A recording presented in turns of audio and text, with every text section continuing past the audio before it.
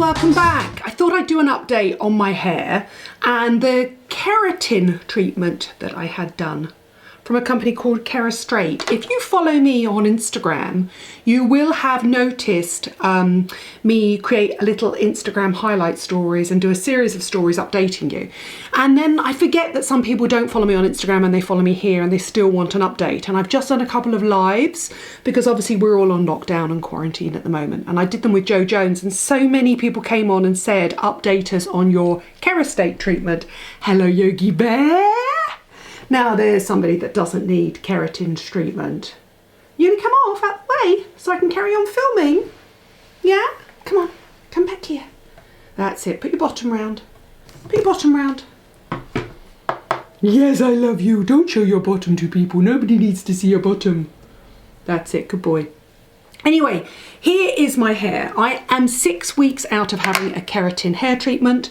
And the reason I went and had a treatment was because I've spoken about this before. A year and 3 months ago, I had been having for a long time keratin treatments and demi-permanent straightening. And I had a disastrous treatment where a formula was put on my hair that wasn't for my hair type. It was for a much thicker, coarser hair than mine. And as a result, a lot of my hair broke off. And it's made me really wary about having any sort of permanent straightening. It just has. When that happens to you and you lose sort of a quarter of your hair, it frightens you. And I had my tapes in for a year and I'd created little stories about that because my hair suddenly became very fine, very damaged, just not good at all. Anyway, I've taken all the tapes out. This is 100% my hair now. And what I've got is I've got virgin hair, not colour, virgin hair. I've got a corona, literally, of damaged hair through here. So I've got a sort of band of damaged hair here. And then I've got the permanently straightened ends, which I sort of put a bit of a wave in to give them some body. And it was just getting so hard to manage. About 2 months ago, I got to the point where I was having to use heat every day. And there's no point in using heat on the virgin hair because it's just going to damage it and it's not going to grow. So I did a bit of research and I decided to have a keratin blow dry. And the option I chose was Kerastraight, and I highly recommend it. And I'm going to be dropping in lots of images and they're all shot, I'm afraid, for phone because I did it all on Instagram and Instagram stories, but I'll drop them in, I'll blur out the edges so you can see what happens. And I went to the Trevor Sorbie Salon in Covent Garden and I had this as a gifted treatment. They're not paying me to create this content. I know that you want the update. Now what happens is you go, you're assessed, you are given a stripping shampoo. If any of you have had any type of keratin Brazilian blow dry before, you'll know this. You end up with sorry, I've got cat hair all over me now because Yogi's been here. You end up with a clarifying shampoo, which they leave on the back of your hair, which strips any product out of your hair. And then the keratin solution is put through your hair. And do you know, it's interesting, and you can tell that Kerastraight aren't sponsoring this because for me, the active ingredient in all keratin blow dries is formaldehyde. It's not banned from products. However, a few years ago, it was allowed at a much higher percentage than is currently allowed. And Kerastraight was actually reformulated to be compliant. They're now saying that their product no longer has formaldehyde in it. I would love a chemist to come in and tell me whether that's true or not. All I know is I know the smell of formaldehyde and I know what my hair smelt like for at least a month shampooing it afterwards. And to me, that is low level formaldehyde coming off my hair. I don't have a problem with it. It was formulated at a safe dose. I don't have a problem with a low level of formaldehyde being released from the product. And please remember that all of these treatments were reformulated not for the person having them done, but the person applying them. The single-use exposure for somebody having a keratin blow dry was relatively low. It was the person stuck in that room without proper ventilation, applying one after the other, after the other, after the other. It was for the hairstylists that it was reformulated, not really for the consumer. So I was more than happy. As I say, I put on my stories that it has low-level formaldehyde, and Kerastraight didn't like me saying that. I would love a formulating chemist that knows about these things to look and find one of the original, I obviously don't have the original product that was used on me, it's a professional product, and look at the active ingredients. If it doesn't have formaldehyde in it, it has a combination of molecules that then become a formaldehyde releaser. And I think it's allowed at 0.2% here, but I'll put the amount in. Back in the day, you used to be able to get it at 5 and 6%, those products. From a consumer point of view, were amazing. If you are fighting frizz or floof or fluff or grey puby hair, those original formulations were incredible. Anyway, and then I had the product basically combed into my hair, and it's combed and it's gently pasted onto the hair, and it's left in the hair, and you're basically wrapped up, and it's sort of, you almost have like a steaming session where the product can get into the hair, and then you come back and your hair is straightened. And the reasons it's straightened on a really, really high heat straightener, I think it was set at about 200 degrees, is you need the heated plates to force the active ingredients into the hair and over the top of the hair, and that's what forms the bond and basically locks it in over the top of the hair. And it's a really slow, long process, because each individual piece of hair is essentially heated and straightened time and time again. And even to the point where I had these weird little sort of black plastic protective ear caps on, because everything is getting so hot that basically they need to protect the top of your ears. It's really interesting. At this point, I think you can smell what is formaldehyde coming off the product, but at a safe level. It is a combination of a formaldehyde and a keratin, but even though it's called a keratin blow dry, the keratin, as far as I know, is not the active ingredient. The active ingredient that straightens the hair is formaldehyde. Then what happens is you leave and you have the straightest hair known to mankind. I mean, it's proper old school 90s straight. And I put up a couple of pictures. Some people loved it, some people hated it. But don't worry, because the next day or the day after you can wash it. And then it's like, hallelujah, hallelujah, hallelujah. And that's when you wash your hair and you rough dry it.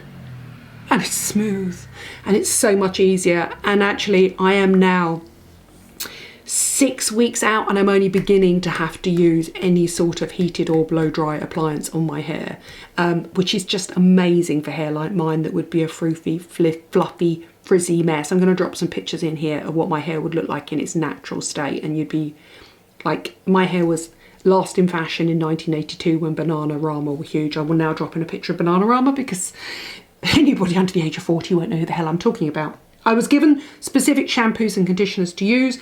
I have to say, I love them. They're really, really good. I would carry on using them even if I didn't have a Brazilian blow dry.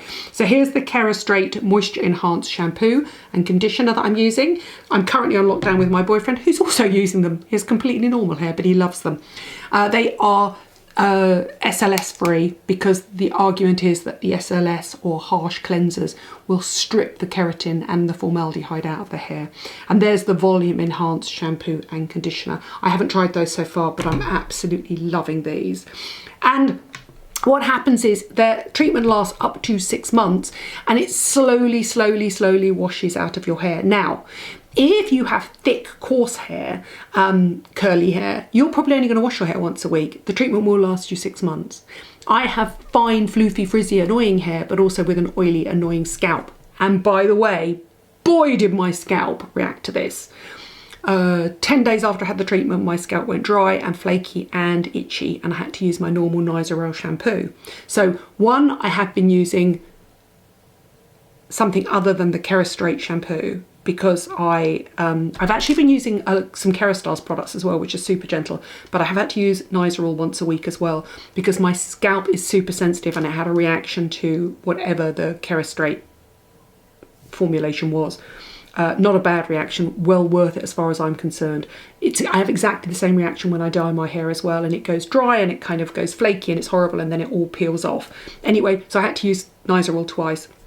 But I have to wash my hair every other day or every third day, because I have fine, annoying hair that goes flat. And actually it did go super flat in the early days.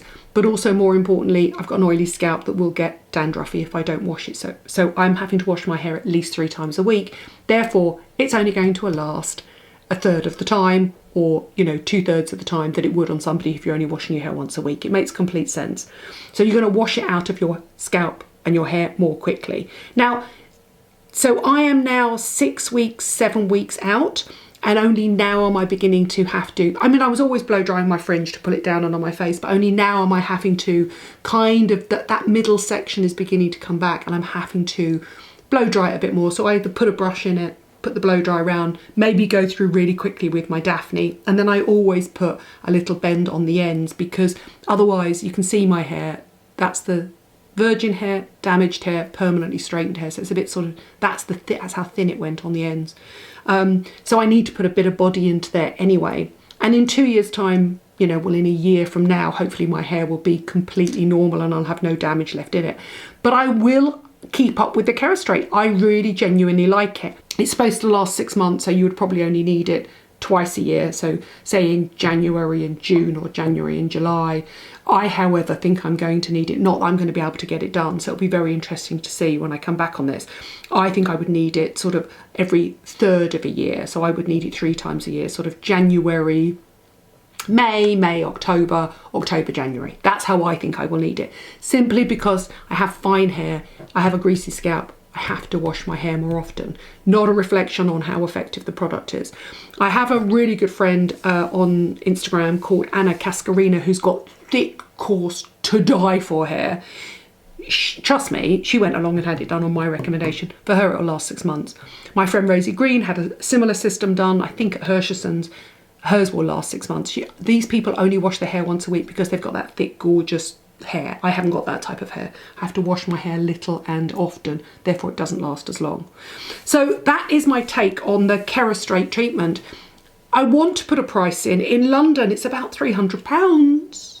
However, at a salon near you, it's going to be a lot cheaper, and I will put the salon details of where I went, which was amazing. I love the Trevor Sorbie Salon in Covent Garden. It's on Floral Street. However, if you're at a local salon anywhere around the UK, when we're eventually out of quarantine, lockdown, social distancing and all that sort of stuff, it will be a lot cheaper. It will be so much cheaper because you haven't got the rents of London and then the huge staffing costs of London and all that sort of stuff. So I think probably it's going to start at around £100, £150. That's a lot of money. I totally understand. If you continually battle with frizz, flu, fluff, especially in the summer when it's humid, or in the winter when it's rainy, to me it will be worth it. I would probably choose to, and this is really shocking, I would choose to colour my hair at home and have a Brazilian Kerastraight treatment rather than have a professional hair colour. Because for me, what I hate most about my hair is the texture, not the colour, not the cut, anything like that. I have been creating lots of DIY beauty content on Instagram, and I would quite happily cut and colour my own hair. I know, shocking. What I can't do is this. And this is well worth doing.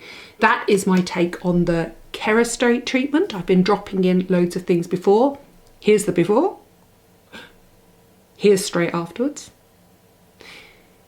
And then here as it is now. And so this, literally, I would wash, blow dry the fringe. I think actually I went for a walk today, and so I just ran a Daphne through it really quickly. But basically minimum heat treatment on it now. Absolutely minimum heat treatment. And as a result, it's growing back healthier and happier. So yes, I do think that the treatment itself, probably in the short term, while you're continually having your hair straightened, even though it is being protected, is mildly damaging. But in the long term, you then don't have to straighten your hair for 3 months afterwards, and that's got to be better for your hair. It's got to be better to use reduced heat on it. And even when I am remotely blow drying my hair or straightening it, I've got the heat set at sort of, 120, 140, nowhere near 180 or 200 or anything like that. It's just, and it's got quite a shine on it as well. I mean, that's bearing in mind that hair is double processed. So it is kerastraighted, it is dyed at the roots, and then as it grows out, my greys become the highlights. So there isn't a virgin hair strand of hair on my head, but it looks relatively healthy, and it's got quite a shine for me. The damage is here and here, but when this eventually grows down, I do think my hair will be in relatively good condition. There are lots of different versions on the market. Kerastraight just happens to be the one I had, but there are different ones around. What you really need to do is check out if your local salon does any Brazilian blow dries, Brazilian straightening, Brazilian smoothing. And it's called Brazilian because the idea was the formulations originally came from Brazil. what I was having was more like a Japanese Yuko system in the past, when it was sort of permanently straightened, which is like a perming solution.